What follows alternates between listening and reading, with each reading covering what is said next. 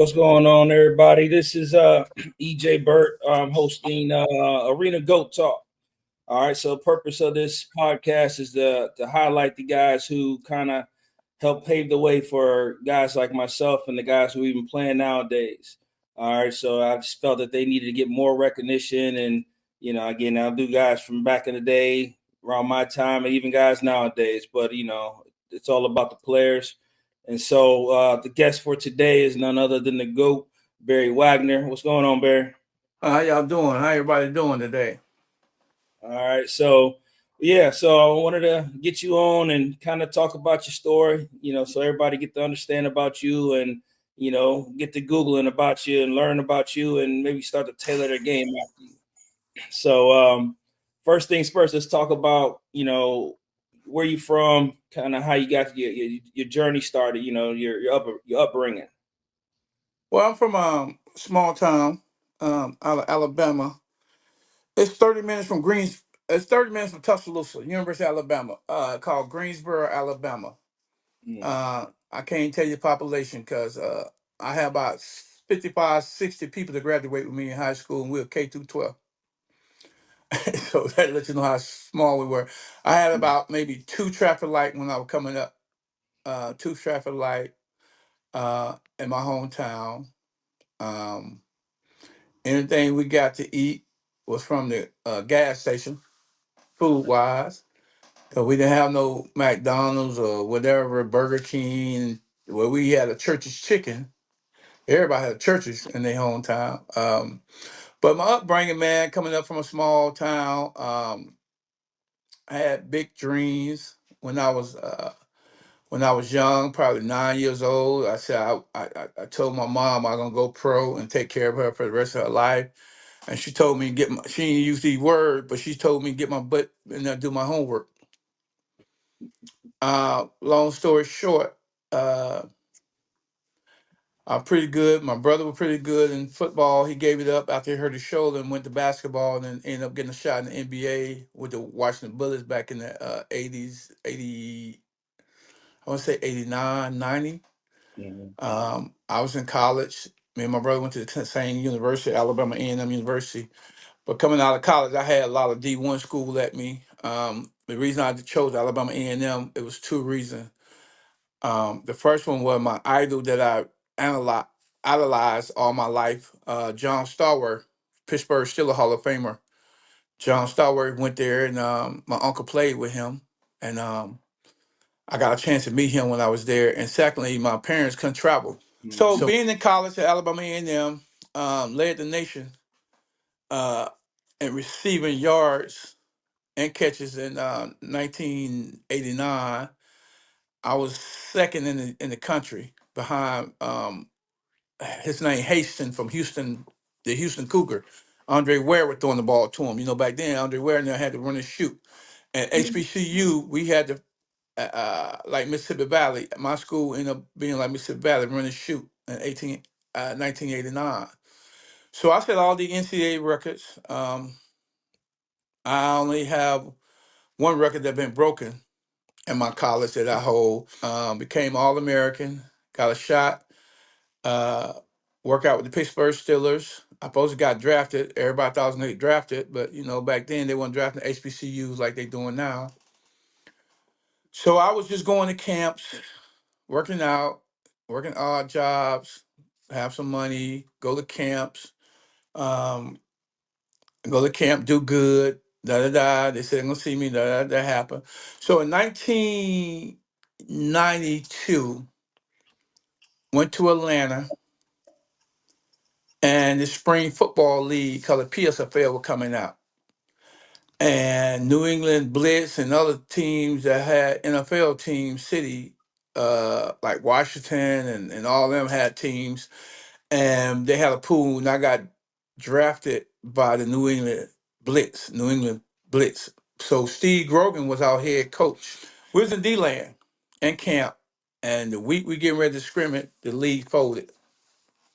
And by during that time, guys that played arena football or other league, you know, was there. They were like, "Man, you should try for arena football." And I said, "Man, I would try anything." I only saw arena football one time, well, a couple times one time in my life, and that was 1989, 87, no, 87, when Chicago Bruiser playing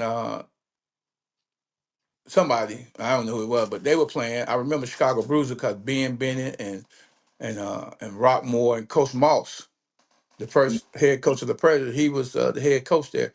And I saw it on TV. They only showed the championship back in those days in 1987. They only showed championship on ESPN. So I saw that and I said, man, those guys crazy. Running to that wall. Man, they crazy. I would never do that. Never say what you won't do. Mm-hmm. So moving forward, I get a call. I was in Atlanta with my brother getting ready to try out for the Falcons that summer. I get a call. My mom said somebody named Perry Moss called you from the Orlando Predators. I said, Mom, I have no idea who that is. Coach Moss called me on a Wednesday. So I heard some good things about you. Some of his players were telling him how good I was, and the DB coach James told Coach Moss, I guess he lived in Orlando at the time, told Coach Moss, say, I got this receiver named Wagner with the Alabama Indian coach. He's the truth. He would give my DBs hell. So Coach Moss got in touch with me that Wednesday. I said, Coach, I haven't worked out in a couple of weeks because I was going to get ready to go to the Falcon workout this summer, get ready for the summer and try to walk on at the Falcon for agents. He was like, don't worry about that. Come on down. I'll bring you down for 2 weeks before the season and see what you can do. I was all right, Coach, when I'm leaving. He said, your ticket be at the counter tomorrow. I said, tomorrow? And I tell people this story, man, like, if you got a dream, don't give up on it. You know, keep working out, keep doing what you need to do, because you don't never know when you'll get a call. Before I finish this story real quick, let me tell you, the young man I'm training now went to UCF, transferred to Bethune-Cookman, DN, named Dallas. We trained and he trying to get a pro day, so we find out pro day, whatever. I told him, man, just keep working. It's gonna come. God gonna make it work. All of a sudden, Detroit Lion told him to come do South Carolina, University of South Carolina pro day yesterday. Mm-hmm. So he left Sunday, went up there. So he said, Coach, they only choose 3 guys after our workout to stay, and I'm one of them. I said, that's a good sign. That's a great sign. Out of all y'all D linemen and D ends and all that, and they only choose 3D, 2D tackle, and you, I said, that's a great sign. So that's why I said, if you have been working out with me the last few weeks, and ain't no telling what you'll look like or what kind of shape you've been in. He's like, Mm-hmm. Coach, I appreciate you, man. You sure told me that to be ready. I tell everybody, be ready because you never know the time. So when Coach Moss got me here Thursday, I flew in, don't know nothing about Florida. I don't think I ever been to Florida. Anyway, I got here in Orlando in 1992 and came in. The facility, they was in a little trailer. And I was looking like, wow, this is crazy. So they was like, okay, you can go stay here. I said, stay with who? With who? And then, some of the players were here. I was here for 2 weeks, got to practice. After my first couple of days, Les Moss told his dad, Dad, I think we found us some players. Because I was playing offense and defense. So my first scrimmage, we played before the Charlotte, I don't know, remember Charlotte Rage? Mm-hmm. Yeah. My first scrimmage against Charlotte. And I had 3 catches, 116 yards, and 3 touchdowns. And I was backing up Carl Aiken. He was one of the greatest in the league too. So I'll back him up. So our preseason game we played in Mobile, Alabama. I can't remember who we played. So I played linebacker in corner, but I made some plays in the game. And Coach Mark came to me that after the cut and said, "Hey, I gotta get you in the starting lineup. You gotta remember now, I'm a rookie." Mm-hmm. And when Coach Mark put me in the lineup, man, my first year, I took the lead by storm. I won Ironman of the Year my rookie year. Got me a shot in the NFL with the Chicago Bears. And Coach Dicker, when they left the Bears, I still would have been there. Coaches change, bring player changes. So, the other coach came in and he was like, Wanstead, he was like, well, Juice, they call me Juice. He was like, Juice, you're going to be all right. So when the 80-man roster pop up, He told me I didn't make the. He brought other players in, so I was like, okay. Now I came back to arena football in '93, right before the season started.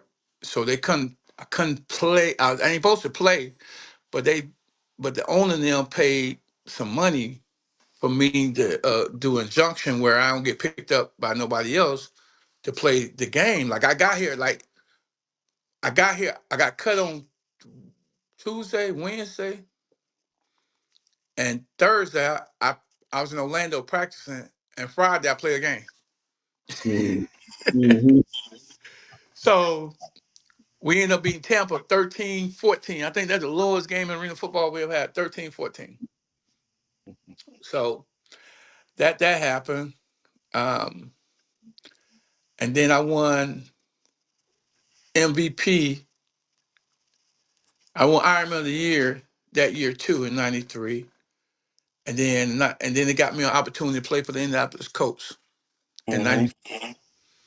I get to the Colts right after arena season because I always went arena NFL, arena NFL. Because I only did 1 year contract. Because arena, you couldn't sign no multiple years. You only could do 1 year back then. Mhm. And whoever signed you, that team had your rights. You just couldn't get up and go. Become a free agent. Till after we did what we did. So okay, after that happened, we get to Indianapolis. I'm doing my thing. I'm not playing. I played in Chicago one game before I got hurt. But in Indianapolis, I wasn't playing. Everybody figured I should have been playing. I was balling in practice. I'm killing everybody, and they didn't play me. And I just wasn't happy, man. I'm like, I could play. I don't want to be up here just being on the team and tell somebody, oh, I was in the NFL. Who you played with? I played with this team. Uh, how many games you played in? I was on the practice squad. You'd be like, man, I can play. I don't need to be out here. So I tell you, I called my mom and asked her would she be mad if I didn't play in the NFL. She told me to do what make me happy. And after '95, that season with the Colts, man, I decided I didn't want to play no more with the NFL. They didn't cut me. I just decided to just come back to arena football and make a home. And today was the best decision of my life. People don't understand that. Yeah, arena football they weren't paying us a lot of money, but it was where guys can you were living rent free. In the arena football, you have no bills, so what money you had or save, you just put that in the bank. I mean, if you're making $400-600 a week, that is in your pocket. You ain't have no bills to pay. I mean, you ate, they fed you during the week too, and gave you coupons to go to restaurants and stuff sometimes. So it wasn't that bad. So what guys were making in the NFL, I was making in the arena. Until we got to the free agent, what happened was, okay, so I won MVP 92, 93, 94, 95, 96, 97. When I say MVP, Ironman of the Year. I won Mhm. MVP of the league twice. And that's the most valuable player. Most of that go to an offensive specialist or quarterback. No matter what they say. I'm the only guy that won that award that played both ways. The only guy will ever do it. You can't do that. And, you know, but they couldn't deny me. I had 51 touchdowns in one season. How can you deny that? Stuff like that. So I ended up winning MVP, 95 and 97, the MVP and Ironman. And that was impossible to do. That would never happen again. And then 98, I should have won, but after a while they just stopped giving it to me. And I couldn't be mad. I wasn't mad. I was balling out every year, just, we need to get this award to somebody else. So in 1998, we won the Arena Bowl with the Predators. Jay Gruden was our quarterback. So the league about to fold in '99, and we was like, okay, what we gonna do? So a bunch of us top players, Hunky Cooper, me, who was it from Tampa? Was it Stevie Thomas, Arizona, Hunky Cooper, me, Jane Barron from Nashville. Mhm. So the top players on every team with a name brand, they flew us to Chicago, and we formed a union in 1999 after '99 season. And we came up. Whoever had 3 years or more become free agents. They can Mhm. go sign whatever you want to do. Da da da.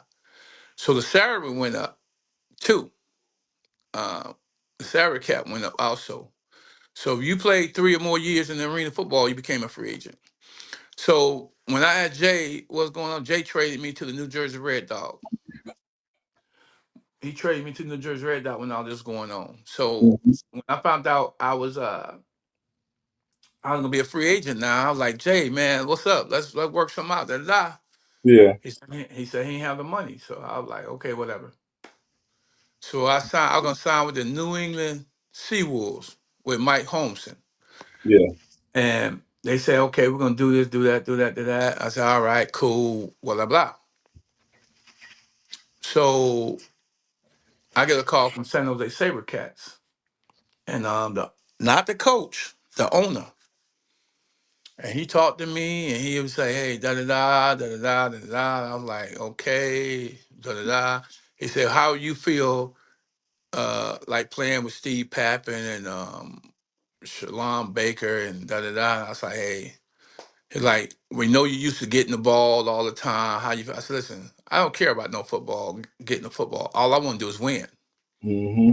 I won championships. I won a championship. I won MVP of the league. I won all that. So all I want to do is just continue to play and win and bring you a championship. He said, okay. So the league came around and I signed in San Jose. I was the first publicized guy that they said signed $100,000. I was the first $100,000. Mm-hmm. And, and the team I didn't sign with called me a thug. Called me $100,000 thug because I didn't sign with them. But I was like, I got to secure something for my family. Uh-huh. San Jose is a nice little traveling piece. California, nice little traveling piece. But, you know, San Jose had it where the owner care about the team and care about the players, Mm-hmm. you know. And we had a good coaching staff. We had a Hall of Fame coaching staff. Arbet, Terry Mallett, Church, God for them. We won. Everywhere I went, I won. Every place I went, I won. Got San Jose and won 2 championships. Could have won more if I would stayed. Um, my son BJ was a baby, and when he got a little older, he asked for me and kept asking me to come home. He missed me, and I'm like, this is my 16th year. I played in 2006, and I'm like, well, maybe I need to get closer to home or something. I tried to come home and play with Tampa, and Coach Markham let me go. I don't know why, but long story short, the ticket sale went up when they signed me. Then when that went up, they cut me. Mm-hmm. And then Jay brought me in the last couple games, and when they played in '07. And then I was like, I'm done. '08, I ain't gonna come back. I was done. I was done. So that's a journey I had. I tell people, don't give up on your dream, man, because you never know what could happen. Just because it didn't happen that day, just because I didn't get drafted, to me, I wasn't good enough to play. Yeah, yeah, A lot of guys be like, well, I've been out for a year. I was out for a year and a half, but I got my opportunity.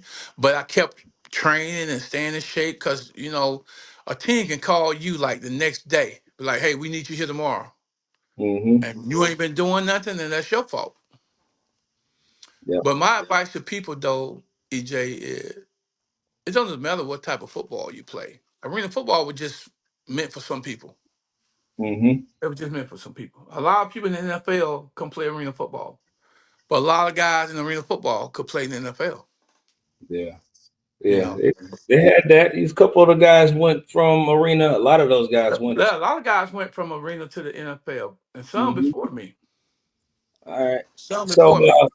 so I want to get into the Miracle Minute. I want to play this video real quick, and then after it's done, I want you to kind of like talk through your thought process during that. So Okay. yeah, so he's gonna watch it, and then we'll talk about it afterwards. The Arena Football League presents the 20 Greatest Highlights Countdown. Number 1. Leading by 10, the Detroit Drive appeared to be getting all the breaks against Orlando until the final Miracle Minute. Bennett throws to it. It's caught. Touchdown Orlando. Wagner Then it was Wagner who recovered this onside kick, and shortly after he scored yet again on another strike from quarterback Ben Bennett. Wagner, he's got a touchdown! Wagner, a touchdown with 13 seconds to go. Wagner wasn't through as the Predators attempted a two-point conversion to take the lead. Fade route, Wagner catches it, good! Orlando leads. This guy Wagner is special. The great Barry Wagner and the Predators completed their miracle minute. Thanks for watching the AFL's 20 Greatest Highlights Countdown. Kind of talk us through what your thought process during that time. All right, there's a lot we're missing out. First of all, it wasn't a minute; it was 46 seconds. No, seriously, it was 46 seconds. The thing was, that game was so long, man. We are going back and forth, and Detroit ended up going up on us by 18. By 18, we're down by 10. And then they scored. They went up by 18. So it was up by 10 at that time. They was up by 18 before we scored. Then they was up by 10. The thing was, we fumbled the ball, and in the end zone they got a safety. So that's how we did the kick. We got the onside kick. That's how I scored. Then we got a safety. Then we did the onside kick, and I recovered it. And then after recovery, I scored. Then after I scored, we got the ball back, and what happened was we did onside kick. They recovered. So they on our whatever yard line, and we had to put the backup quarterback in at linebacker because we burnt whoever the linebacker was. We burnt them up. This is my rookie year. My third game of my career. And we got the ball. They from the ball right where it was when Ben threw me that long touchdown. We got it back. The backup quarterback caused a fumble. His name was Brock. I can't think of his first name. His name was Brock. He was number 10. End up causing what their name the fumble, the fullback, the fumble. Riddick. I think it was Riddick. That was his name. I can't remember. Anyway. All right, so we got that, and then we scored. So 13 seconds left in the game, and Coach Moss said we're going to go for 2 to win. Because he know we go in overtime, it could go either way, you know. And regardless, we had the momentum, you know, Detroit was a good team, so you don't want to get them an opportunity to get the ball and beat us in overtime. So Coach Moss said, let's go for 2. And I came out of nowhere and told Coach Moss to throw me the freaking ball. I didn't say it in that way, but I said, throw me the freaking ball, Coach. I got this. I'm gonna catch it for you. Just throw me the ball. And Coach said, okay. He called the fade route. I looked at Ben and okay, I said, cool. The crazy thing is Ben put me on the short side of the field. I don't know why he did that. I have no idea why he did that. He put me on the short side of the field. And when he threw the ball, I knew I ain't had that much room. If you saw that, you know, I had that much room. So Will McClay, who is the player personnel right now for the Dallas Cowboys, he was the defensive back. And I said, whatever I got to do, I'm going to catch this ball. So Ben threw it, and he threw it short, and I beat Bill off the line. He turned his back to me, had his back turned to Ben. The ball was coming. He never saw the ball. And I leaped over him and pulled the ball back and landed inside. I landed inside the end zone and scored the winning touchdown. And then we kicked off. I went down there and made the tackle. But that miracle minute was only 46 seconds. I did all of that in 46 seconds. Okay, so when you're talking to your kids, what's the advice that you give your kids? I tell my kids, you know, you gotta have dream and aspiration. You gotta have dreams. You gotta have a plan of what you want to do. I say you gotta have goals. You gotta set goals for yourself, like where you see yourself in 10 years, where you see yourself in 15 years. You're 15 now, where you see yourself at 25. You know, ain't gotta be pro football, but where you see yourself doing. I have kids write me letters to tell me where they see themselves at in 10 to 15 years. Okay. What goal? What you have? I mean, you want? Well, I want to go to college, coach. Okay, that's 4 years. I want to have my own business, or I want to work for somebody. Da, da, da. And it's crazy how that advice, man. One of my kids want to be a firefireman, and I wrote a letter of recommendation for him, and he ended up getting a job. I have guys that call me, coach, I got another year in school, but this bank offered me $65,000 to work. I said, you a fool, you don't go. He said, coach, but I got another year of football. I said, football, man. I said, forget football. If you ain't going, if you weren't on the radar your first couple of years for the pros, that 1 year is not gonna change that big. You're gonna have to have a year that ain't nobody ever had before, and that's not gonna happen. Where you at? You know what I'm saying? I just knew that was gonna happen. So he took my advice and went to work for the bank. Okay. I had a kid not a year ago wanted to quit. He was a walk on and wanted to quit. He wanted to quit. You've been there for 4 years. You've been with one of the best teams in the country, University of Florida. Walked on and stick around for all these years.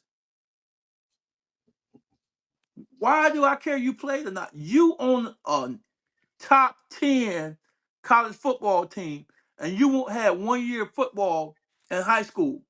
And you Mhm. walked on the University of Florida and been there for 4 years, graduate, getting your master's, you got 5 years. And you want to quit? No. Look at all those guys that came in with you, ain't here. Every year, look at all the walk on came in, and you still there. It's a reason. Mhm. And he's stuck in there. He got a master now. He's down there and he went to Miami to do something. Now he's a security, I mean a top secret something. Okay. I'm telling you, man, it just being able to give kids some advice Yeah. and not just training them. I train kids and I don't do it for the money, EJ. And people don't understand that. I said, man, sometimes you gotta do it for the love, not for the money, and to help these kids. I'm a trainer. If a kid can't pay me, I won't tell the parent, oh well, let me know when y'all ready to come back. I don't do that. You know what I say? My wife tell you, I tell the kid, parent, don't never stop their progress. If they want to be out here working, let them come. I have kids that ain't paid me over a year, and they still come because I care about them enough. Cause let me tell you, the money gonna come. If you get paid, the money gonna come. I'm not thirsty. A lot of guys out here broadcast. We train at 1 o'clock. You won't come and get the best of it. You never saw me post anything of my training, where I'm at, how much it costs, or the time, the place, and that. You never see me do that because I'm not doing it for the money. Mhm. Okay. I have not got one kid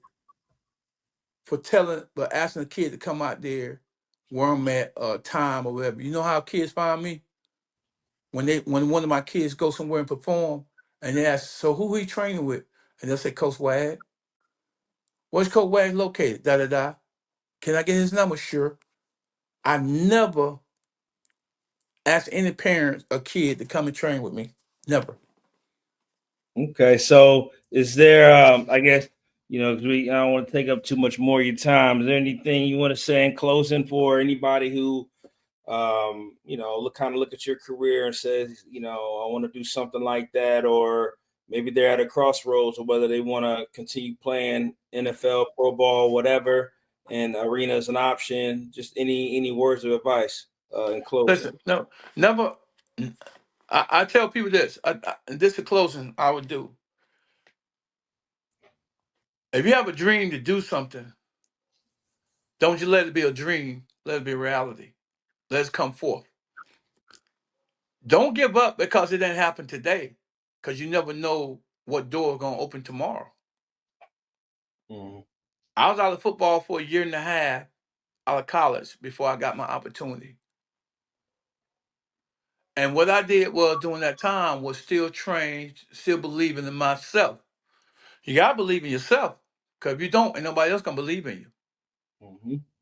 You know, and regardless of how hard it get, you know, I always learned hard work pays off, but also if you realize that you have the ability to control your own destiny, you should look into where you want to do in life. Mm-hmm. It ain't got to be about pro football. You can become a judge. You become a lawyer, Supreme Court justice, become the president. I mean, but you got to have that drive. Don't think everything that handed to you is good for you, because anything that gave to you easy is not good for you. You got to learn how to work for it. And once you learn how to work for it and go get it, you got to be a go getter though. You got to go Mm-hmm. get it. You know, when you go to camps, don't look at the dude and, oh, this is top receiver in the country, I got to cover. Well, you the top DB in the country. You got to believe that. You can't let nobody else's status determine yours. If that makes sense? Mm-hmm. Don't let Definitely. nobody, don't care what they rank. 5 star, 4 star. Look, my son went against 4, 5 stars. He was 3 star. He went against 5 stars, shut him down. Those rankings don't mean nothing. Listen, I played with Pro Bowlers. I played with Hall of Famers. If I could have got an opportunity to play against Dion, I'll get Dion some work too. That's how much confidence I have in myself. Mm-hmm. Hey, I wasn't just good. I was great. And one of my guys, I'm gonna leave on this note. I asked one of my friends at Wag, you know what? You ain't that good. His name Chris Underwood. I never forget this. I was in San Jose. I never forget this. I think we had just won the championship. He said, man, you ain't good, man. I said, what you mean? He said, no, you ain't good. He said, man, you great. And I never knew what he was talking about. He said, man, you great. I said, okay, what's the difference in being good and being great? Greatness can't be stopped. Greatness can't be stopped. So when I train and teach my kids, I teach them to be great, because good is not good enough. You know, good is going to practice, go home and be on the video game to the next day and do it all over again. Great is going to practice. Great is going to practice, and after practice, you come and see me and put in more work. That's how you can become great. So I instilled in my son, who was voted for the top 10, the greatest DB in HBCU last year. He didn't win. He didn't win. He was in the top 10, so that he got notarized his Mm-hmm. first year at that school, and got notarized to be one of the top DB in the country at HBCU. And he was ranked in the top 5 in FCS in the country. So what I tell him to be great is to do the little stuff off the field, not just on the field, like the classroom, get your work, keep yourself clean, don't get in no trouble. Because, see, you don't make mistake at the ages we at, you make bad choices. See, we cripple our kids in the world by saying he made a mistake. A mistake is something you know is not wrong. But if you do something wrong and you knew it was wrong and you did it anyway, that's a choice you made in life. So you gotta be careful with the choices you make in life, because it determines your life work for the rest of your life. And you make the wrong choice. Mm-hmm. All right. Well, appreciate you coming on and No tell problem. the story and giving some words of advice to everybody that's watching and everything. So, but yeah, appreciate you and we'll be talking soon. All right, man. Well, I hope everything work out for you in the prayers, dog. All We right. praying everything work out. All right, appreciate you. Appreciate you. Yep. You're welcome.